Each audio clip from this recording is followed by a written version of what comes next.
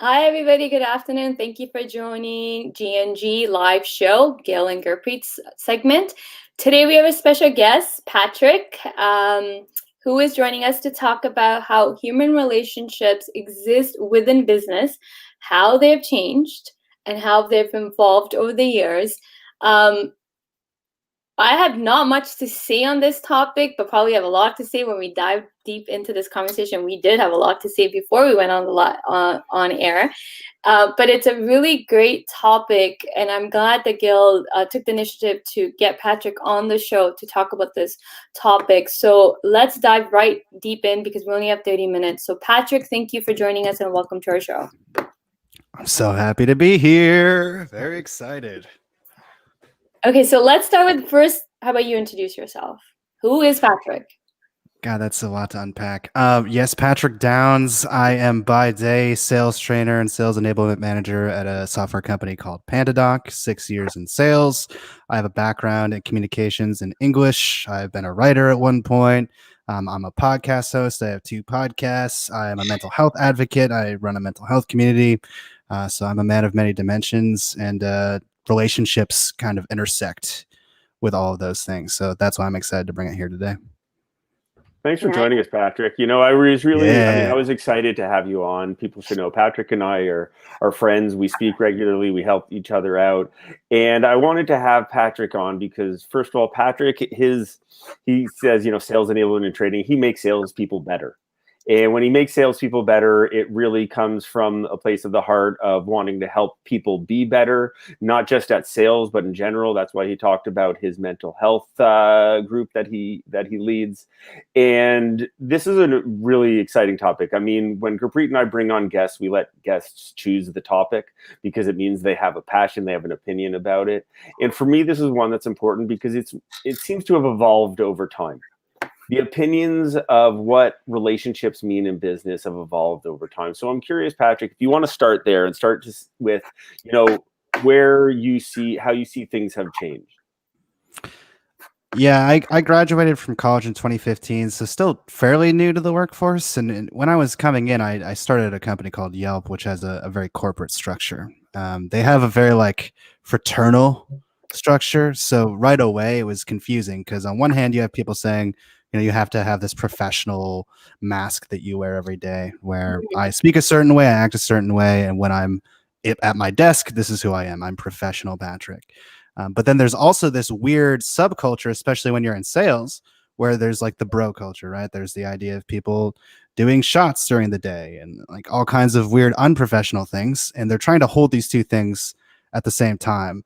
And then when you start to think about relationships, that's where it gets kind of crossed, right? What is my relationship? Because on one hand, I'm being told I have to act a certain way and be professional. On the other hand, people are not acting that way behind closed doors. So you don't really know. And I think it causes a lot of anxiety for people. Am I really supposed to be friends with the people I work with? How deep should our relationships go? What should I be sharing with them? What should I be keeping away? Will they use this against me potentially in office politics? Do I need to bare my whole self or should I be a little bit more guarded? Things that you might not think in a normal relationship where you meet somebody at a coffee shop, right? So this is something I'm thinking about all the time because I'm a very goofy, I try to be funny or think I'm funny person. I'm very loving. I tell people I love them all the time. And in the back of my head, I'm always worried, are they going to take that the wrong way? When I say I love them, I mean, it's just I have a lot of love to give and I just appreciate every interaction I have with people. But I hold myself back a lot because I'm I don't want to offend anybody. I don't want to make anyone uncomfortable. And I don't want to get too deep into a relationship with people and have them take it the wrong way, etc. So I'm trying to always ride that line of being myself while still maintaining boundaries. So I'm curious, Gil, what do you think about that and how have you done it historically?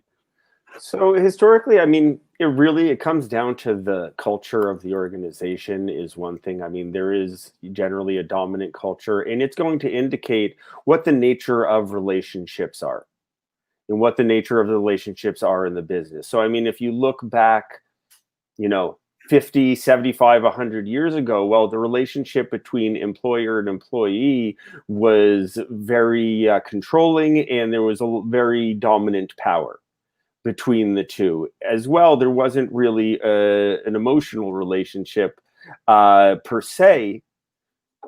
because you were seen as replaceable at a certain point. Now, over the years, that's been not exactly as accepted, and now we're sort of at this intersection where we have a wide variety of opinions. We have people who want to come in and say, and be goofy and have fun and be fully themselves. And that's right for certain environments. And you know what? That's ideal broadly for people. Because if we're in a tense state, if we're in a situation where we don't have trusting relationships, where it's entirely just business between people, and we don't know the person on the other end of the conversation, it changes the conversation we have and changes the trust we have.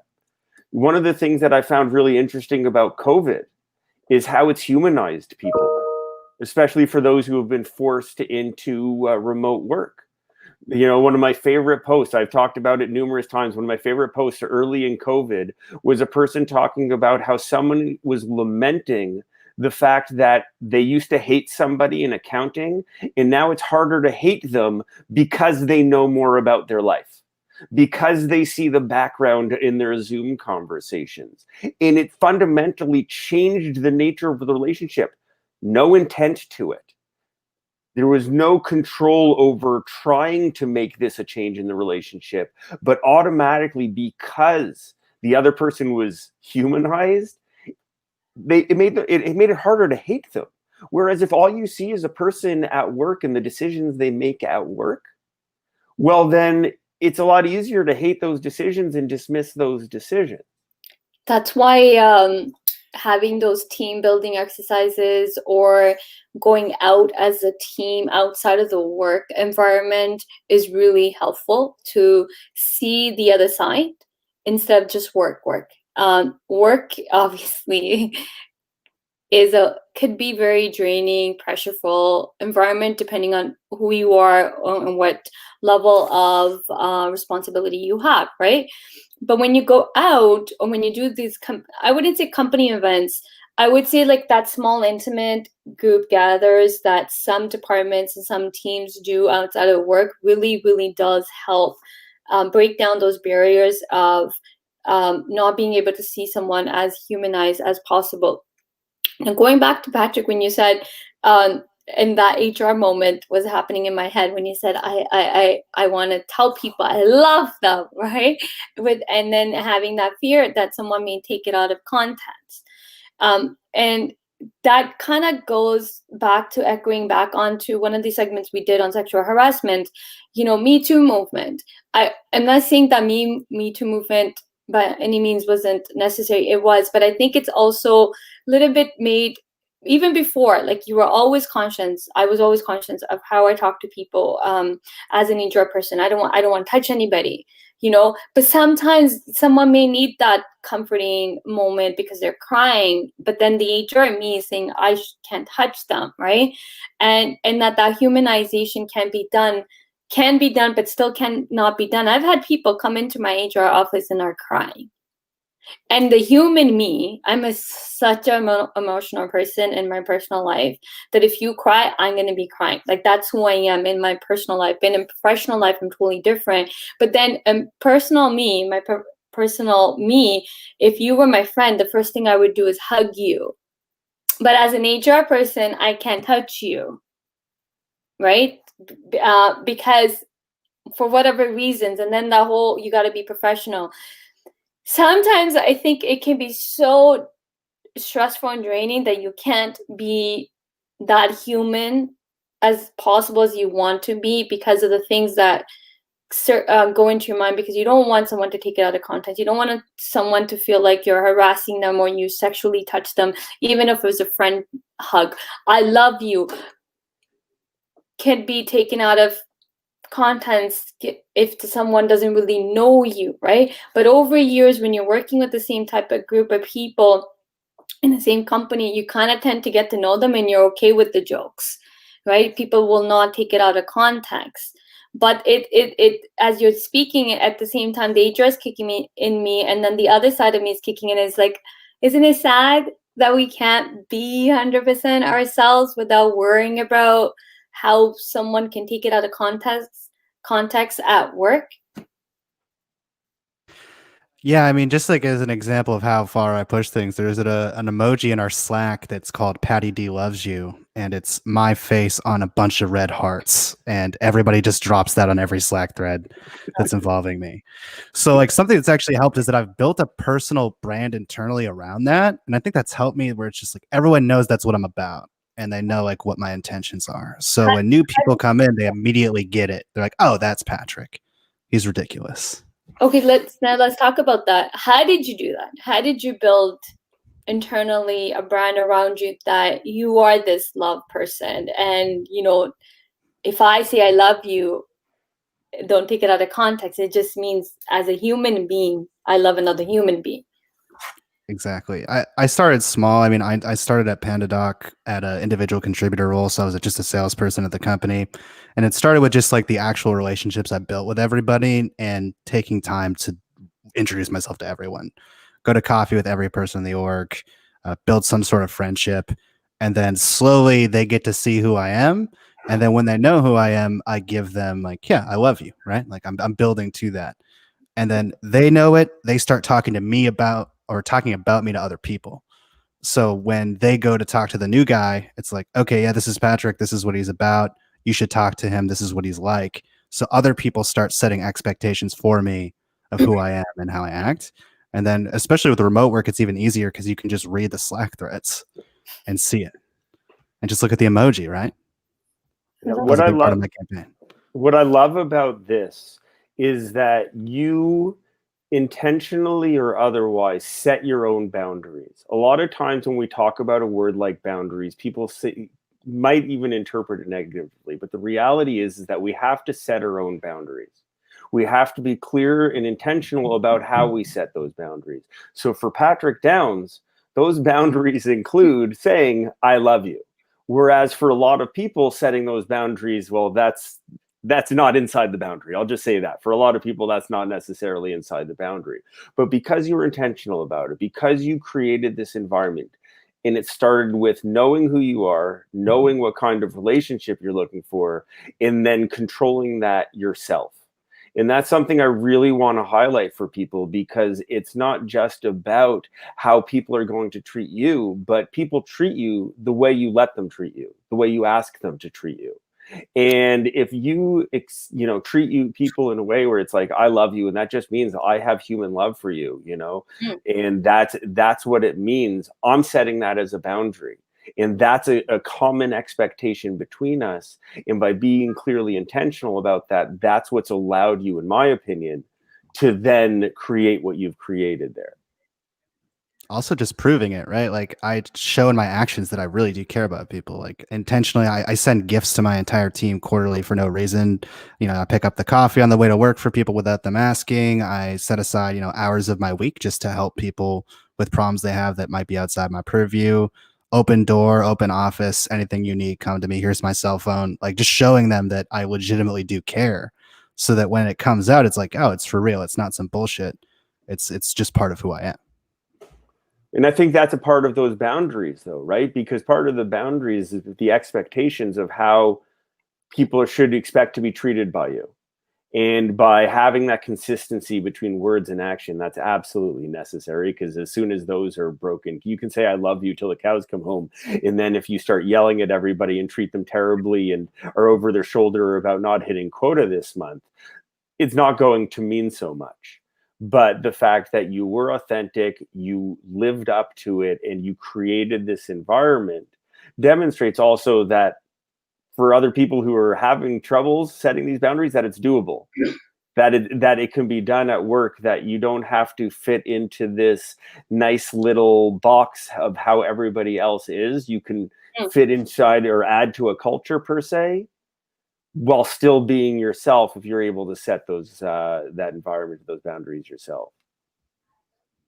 Yeah, that kind of leads into something that's been troubling me. Is like, I'm in management now. I have people reporting to me. The bigger issue is when performance issues come up, right? Like a lot of people told me when I got into management, like you can't have personal connections with people because it's going to make what you have to do difficult, especially if you have to like let somebody go or have difficult conversations about performance, or they do something inappropriate. And like a lot of that does come down to me. And it becomes hard because it's like, all right, I personally really care about this person. How do I separate it? And oftentimes when I bring this up, people just say, well, you just can't have the relationships. Like if you're in that position, you can't. How do you guys feel about that? I'll let Gurpreet start with this one. With your team? Like my direct reports. Yeah.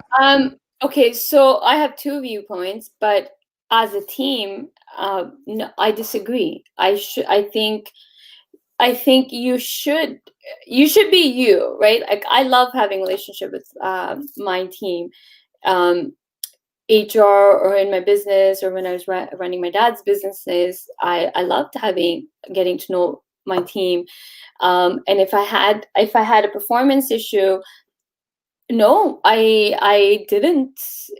I think it comes down to how you handle the performance, right? Because there's always an underlying issue, especially if someone's performing great and then all of a sudden something happened. My reaction isn't to, oh my God, what the hell is going on? Our quota is not met, and or whatever the case is, right? It's more of, okay, hey, let's sit down, let's talk. Something's off, something's obviously going on.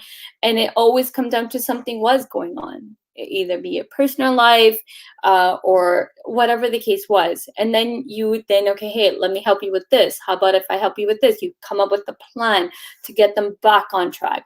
If someone's underperforming, there's always an underlying issue. And I would say 90% of the time it's personal. Something's going on at home. No, I don't believe that you should keep the two separate and then you should have relationships with people, with your team, because it just makes it more fun to work with people when you know them, right? When you know them. And if you're gonna have that barrier that, hey, you are here, I'm the boss or I'm the manager, then you're creating that division in the team. And now you're the superior and these people are below you. I don't believe in that concept. I believe that we're all equal, regardless of what our positions are. In the end of the day, we all have a job to complete, and we are all working towards one common goal, which is the success of the business, right? Like being a small business owner, that's how I communicate. I have never had any issues terminating people if they needed to go. No hard feelings, but it's also, again, bringing in the human aspect of it, is understanding that this is going to be hard, but hey, you didn't work out for me, but let me help you with your resume. Let me read your resume. Let me help you with this. There's a way to end a relationship, even on a good note, by explaining things and then helping them get back on their feet, right? So it's like you can do this, you can do it. I think people who think that you need to create that division, I think it's wrong, or misled in a way. As an HR person, now here's another viewpoint. That's me as a boss. Me as an HR person with employees, yeah, I'm gonna have to create a little bit of division because of the different scenarios that have happened over the career. I can't be seen as someone that favoritism people, right? So I'm going to have to create that little bit of a division that I see everybody equal. I can't be seen of natural human beings. Some people we're going to gravitate towards and naturally become friends with. Some people we can't become friends with. But being in an HR role, I can't be seen as someone that only hangs out with certain type of friends and these are my friends. So that I had to always keep in mind. When I was dealing with employees, that I deal with everybody equally. I hang out with everybody equally, not pick and choose, have a group of friends at work, because we do. We have friends that we become friends with work people, right? And then you have that group. I couldn't do that. I had to either sit with, not that I really sat with HR, but sat with everybody, or I didn't sit with anybody, because tomorrow if something comes up, and I favored one employee over the other, it's going to be seen as, well, that, and especially if it's one person I hang out with, then it's going to be like, because you hung out with them, you're friends with that person, you're not friends with me, so you're punishing me.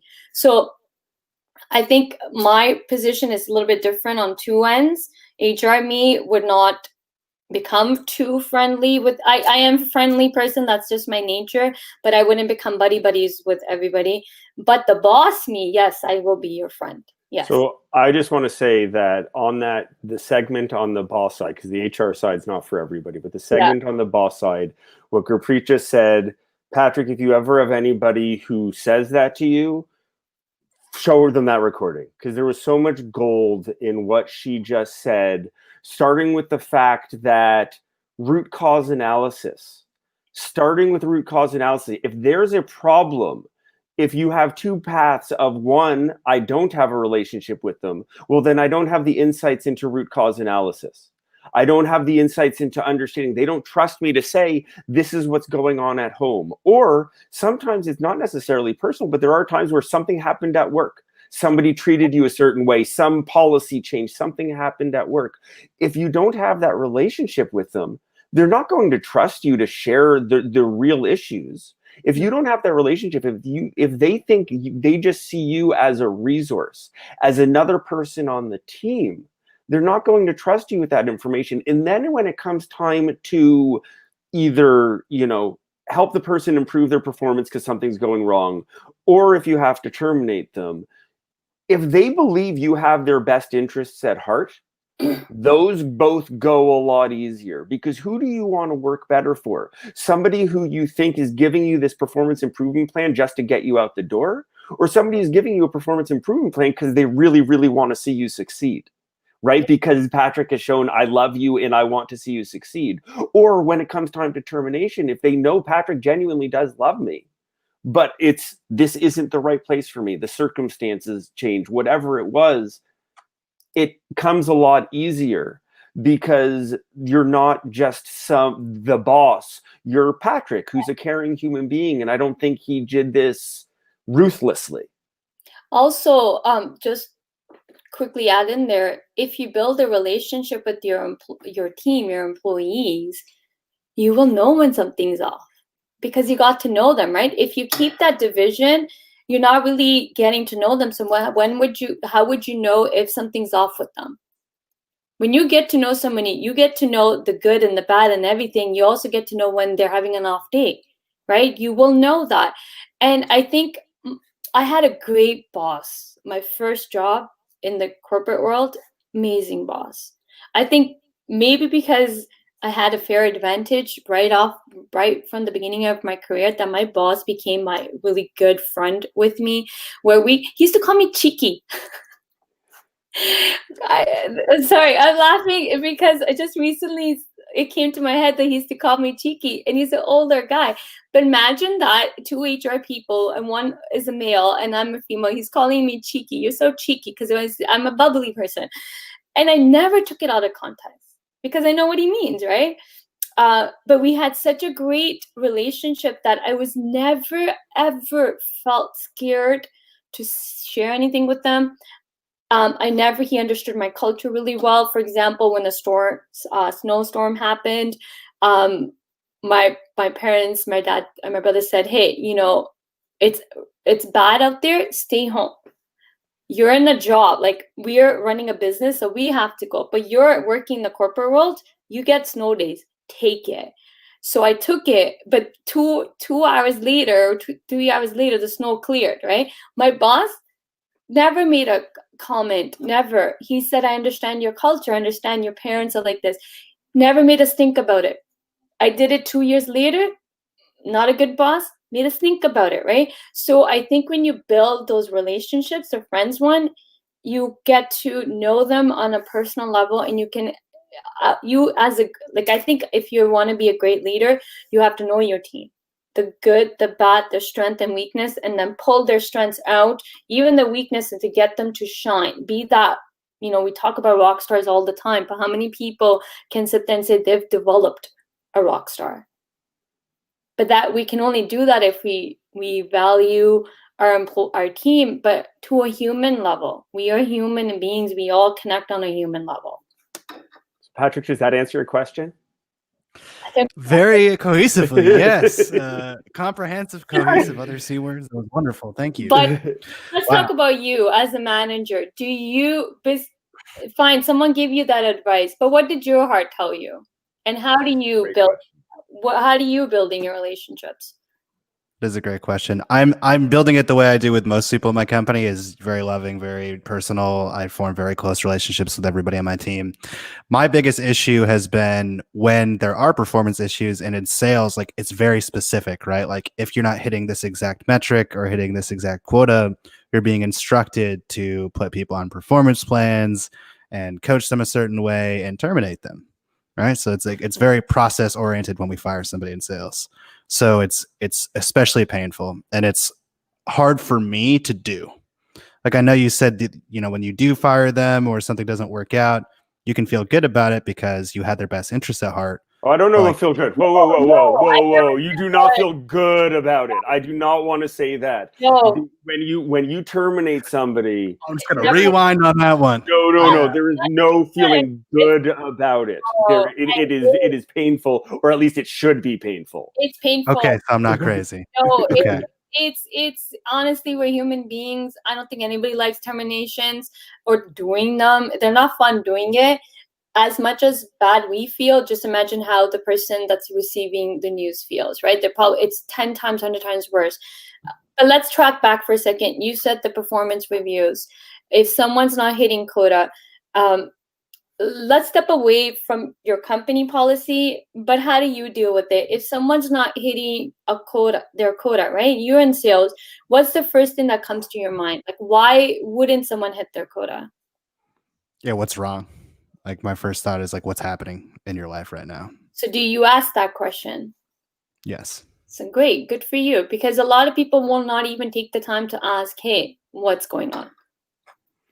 The issue is that sometimes that's not solvable, right? So sometimes the issue will be an issue forever. Yep. But that comes down to human, right? We're human beings. When we talk about, hey, let's first find out what's causing the problem, that doesn't mean we have the answers to all the problems. And some of them we may not. Some of them may be, hey, you need to get professional help.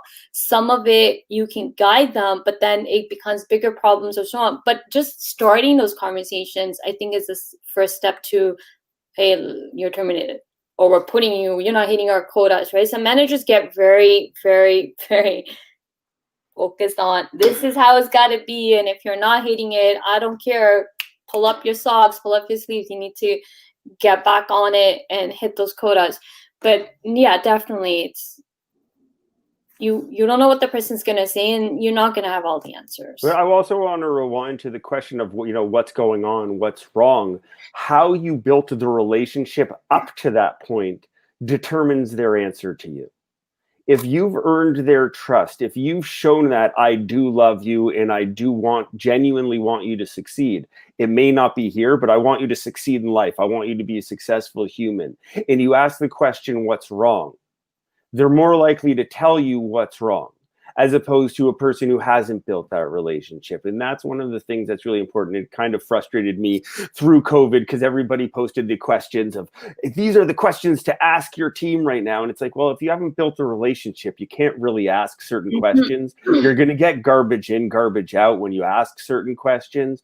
Whereas the fact that you are who you are, Patrick, and I knew the answer when it came to that relationship, because I don't think you're able to keep people at arm's length that way, especially ones you talk to that often.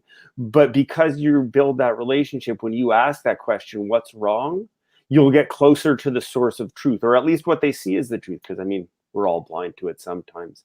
We only have a minute left. I want to wrap up in one moment. Ravi asks a couple of great questions in here. Those were handled in past conversations.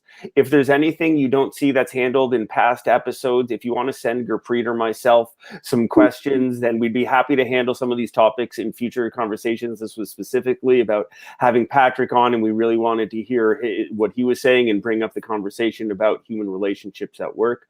So before we go, Patrick, is there anything you want to kind of summarize with? Anything you want to add before we wrap up?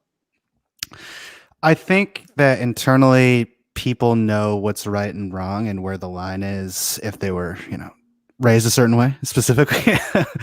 But trust yourself. I mean, I think we ruin a lot of our time with each other because we're so worried about potential outcomes. And it's important to think about those things. But at a certain point, you just need to be like, all right, I know what I know. I trust myself. I think I'm a decent human being and I'm going to act on that.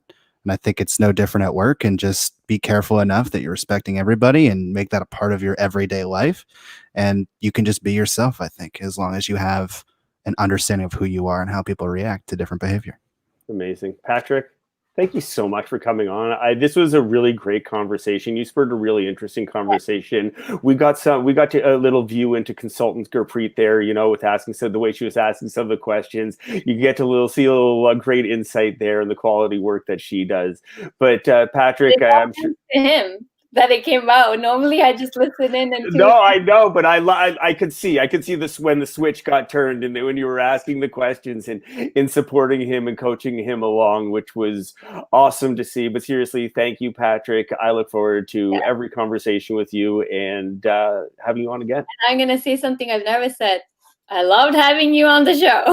Thank you. Loved your energy. It's so, I don't know, lately I've been all about energy, but your energy, like even before we went on the air, was great. And I think maybe that's why I kind of shined today a little bit in that element, because you were so great. It's nice to meet somebody that values human connections and value that, I'm this is who I am, and I love people, and I'm going to show it, even if it's at work.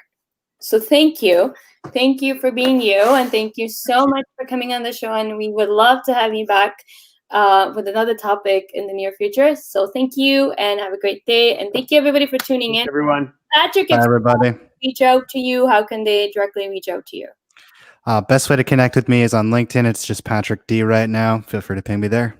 Perfect. So guys, we will be back next Thursday, same time, 12:30, with a different topic. We will announce the topic as soon as we have one, and we'll see you guys back next week. Enjoy your weekend and have a safe COVID weekend. Bye, everybody.